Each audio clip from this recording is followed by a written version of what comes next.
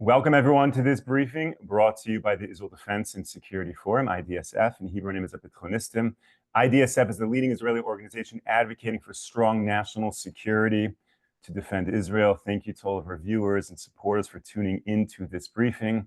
We have a lot to discuss in this briefing. We're going to try to focus our attention to what is happening on Israel's northern border in Lebanon, and of course also touch on a little bit the details of the hostage deal that is being widely discussed in the news. It's a great pleasure to be joined today by Lieutenant Colonel Gidi Harari. Gidi, thank you so much for joining. Thank you, Moshe. So Gidi, why don't you just jump in with the briefing and let us know what is on your mind and what is happening on Israel's northern border right now? Well, we'll start speaking about the ceasefire between Lebanon and Israel. We're actually about 10 days before finishing the 2 months period of the 60 days period of the ceasefire. And I can tell you that we started the first 3 weeks of the ceasefire. It was very doubtful if it will maintain, but since then, most of the time it was maintained, the ceasefire. Although during the last week, there was a small group of apparently Hezbollah terrorists that were trying to come closer to the border in the eastern side of the border, and they were attacked by the IDF. And the last days, the IDF located on 3 spots ammunition and rockets that are being brought to South Lebanon. It was delivered, the information was delivered to the Lebanese army, and after 24 hours that they didn't act, the Air Force attacked them and destroyed the 3 sites. And also there has been an attack on some kind of convoy that was trying to cross from Syria to Lebanon with the ammunitions. There is no doubt that in general, the ceasefire is being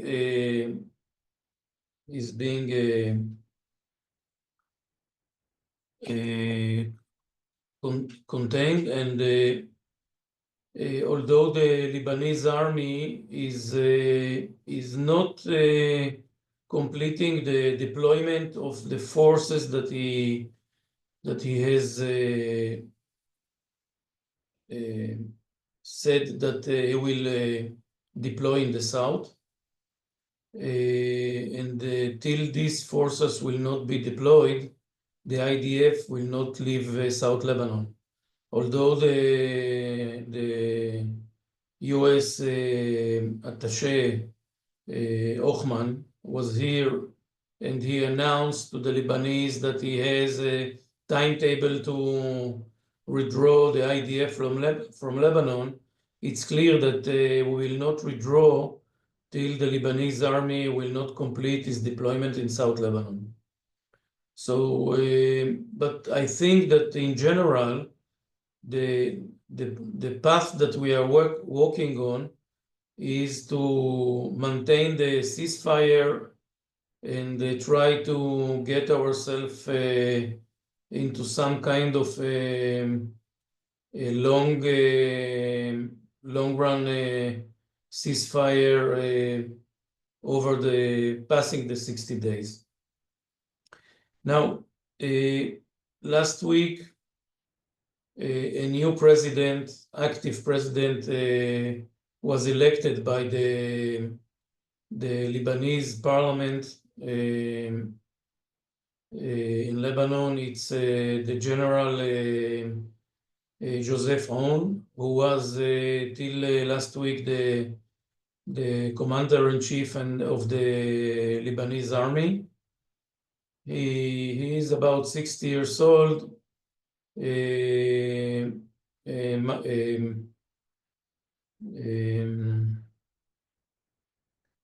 He's a Christian, a Maronite Christian, which is the job of the chief of staff of the Lebanese army is reserved for a Christian general, and also the Lebanese president is a job that is for a Christian from Lebanese. He was trained in the US and in Syria, and he's Christian. He's I wouldn't say pro-American, but he's more for the West than for the Russian or Syrian side. And there is a hope that he will start a new era in Lebanon, politically and economically and everything, and also in terms of security. It's not easy. Hezbollah is still the most powerful force in Lebanon, somehow even more than the Lebanese army. But the US is backing him very strongly, and I hope that he will succeed in his mission.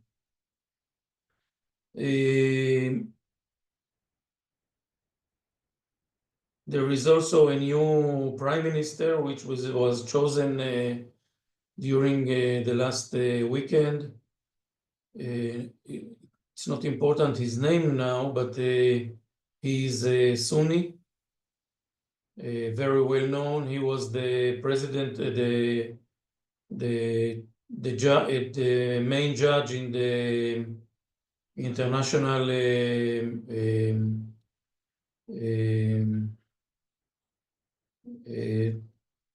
tribune in Hague.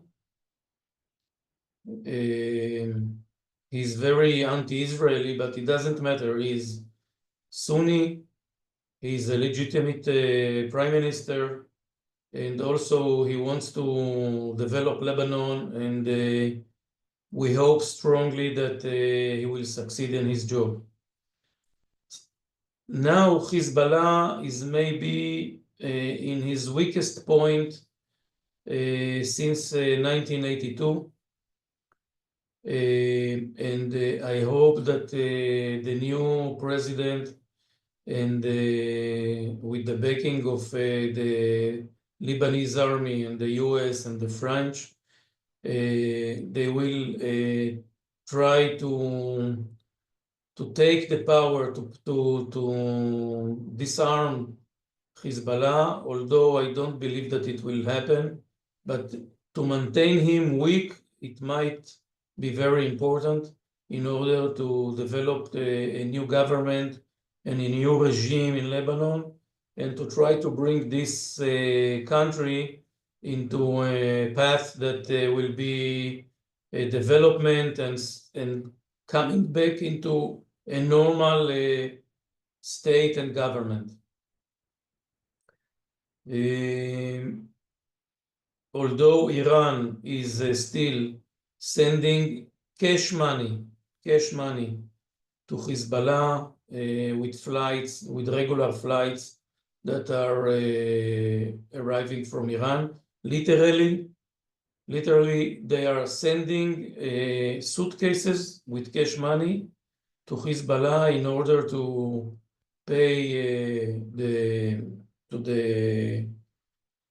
operatives of Hezbollah and to maintain the people in South Lebanon, to help them to restore their houses and build most of the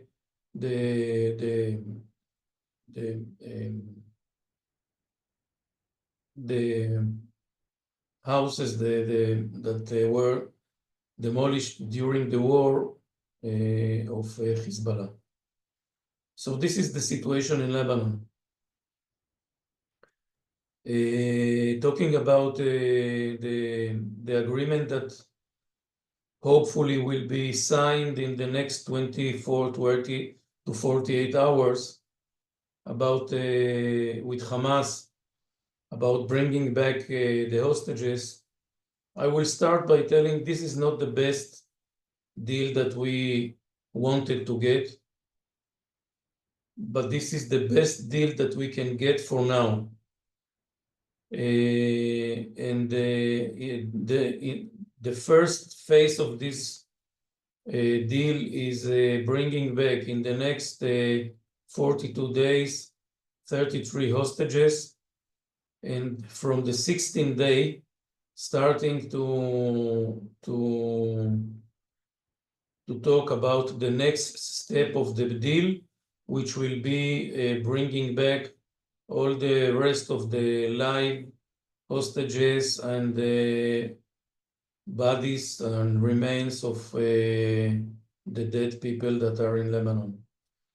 Now, the problem is both in Israel and both in Hamas, there is an opposition for signing this deal.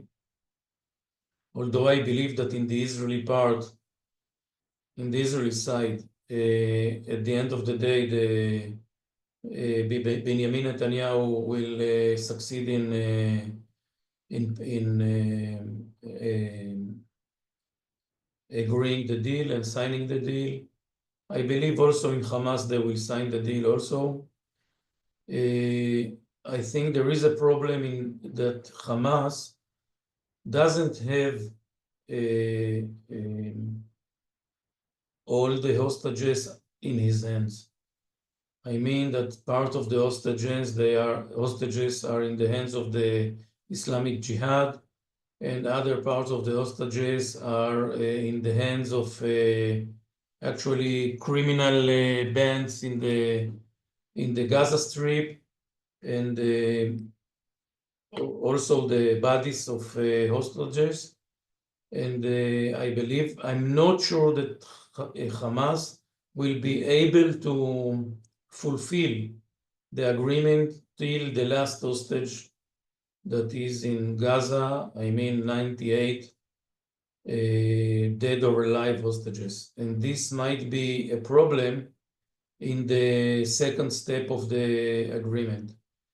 But again, although there is a lot of criticism about the agreement, we need to understand that we must, first of all, to fulfill our commitment to the families of the hostages, the civilian hostages, and the families of the soldiers, women and men that are there in Gaza. And this is the first thing that we should do.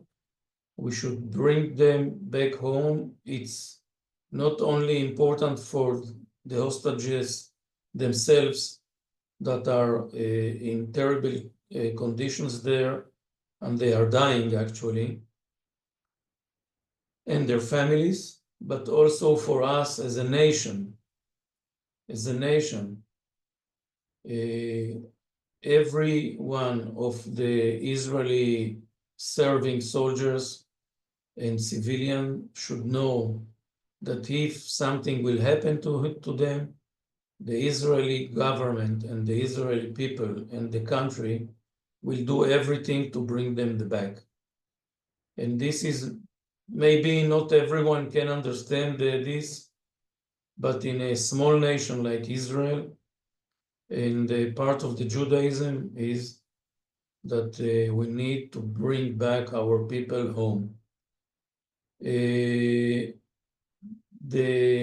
value of life and death for us is most important.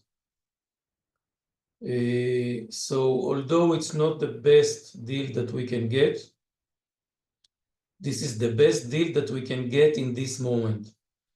And every moment that we're spending, every day that these guys are there in the tunnels underground, suffering in the winter without food, without any humanitarian condition, they are dying there.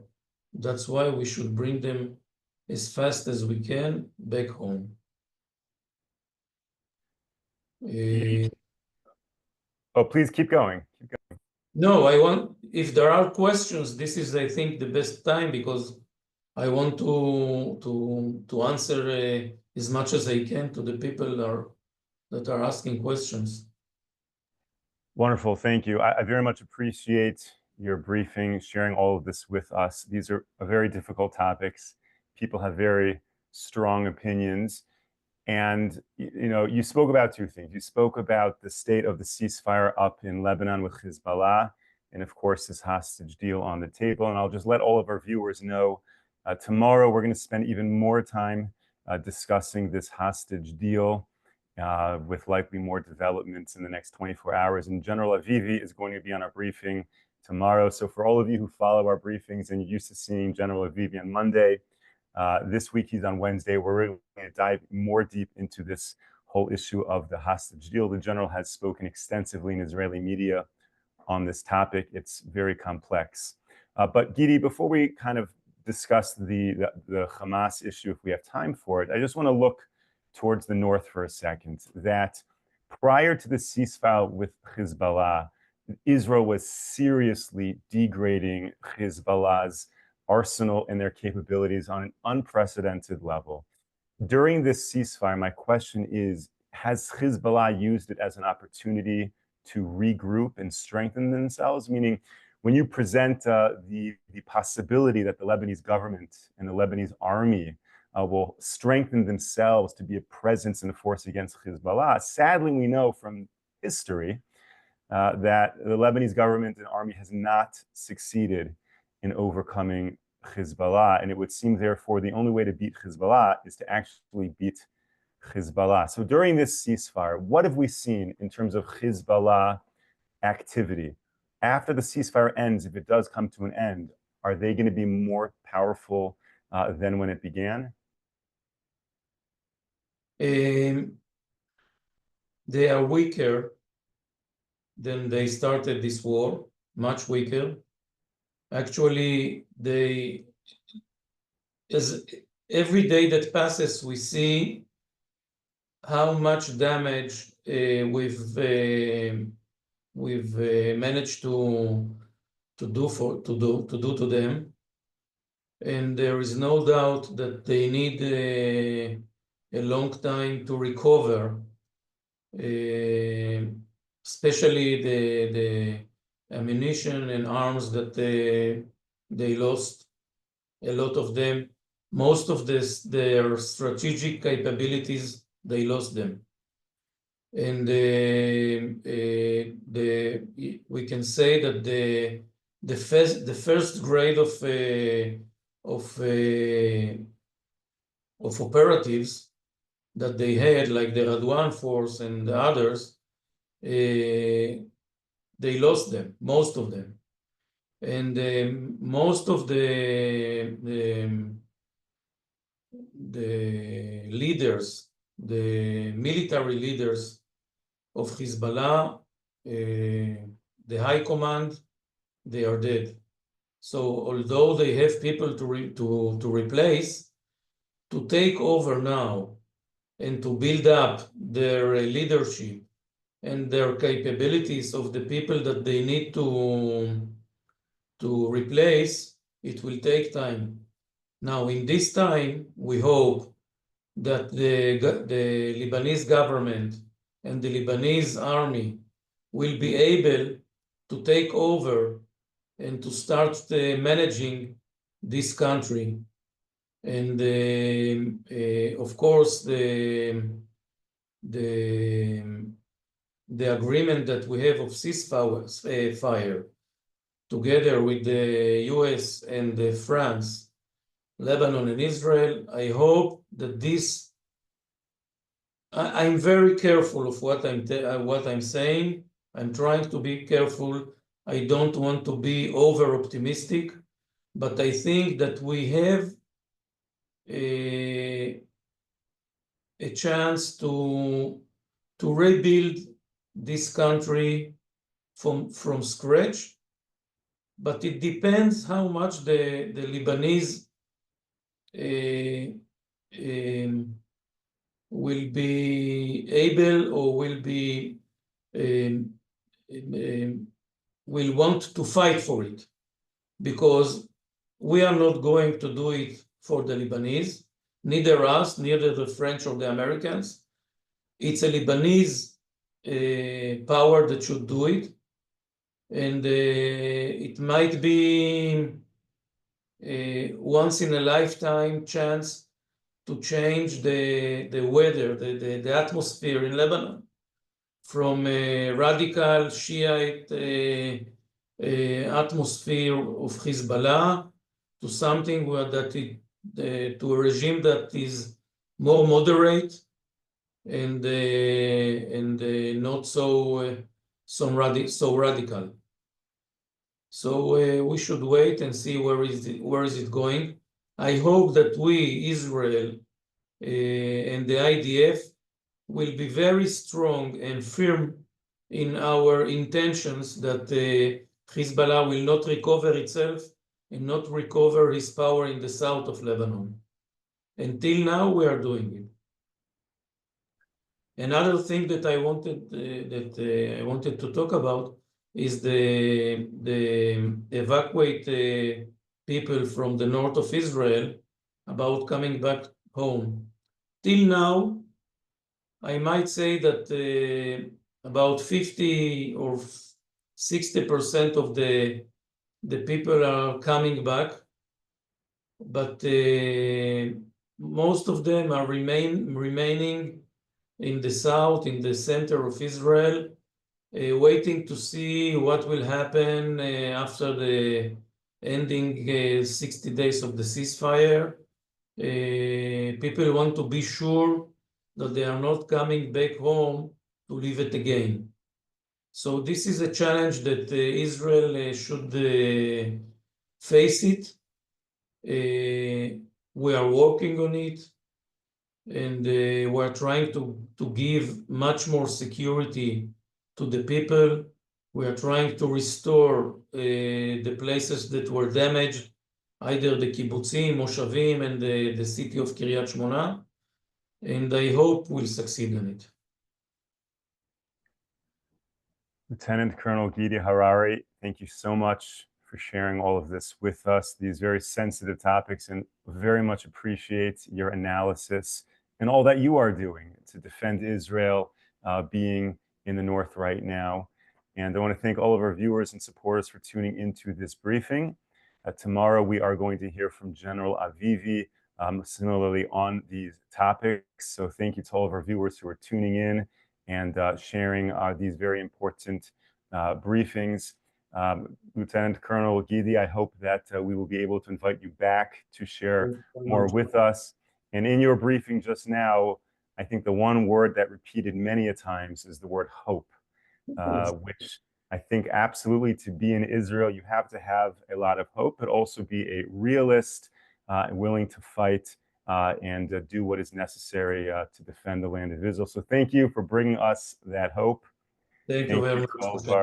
Absolutely. Thank you to all of our viewers and supporters. We'll be back with you tomorrow, 10 a.m. Eastern Time, 5 p.m. in Israel.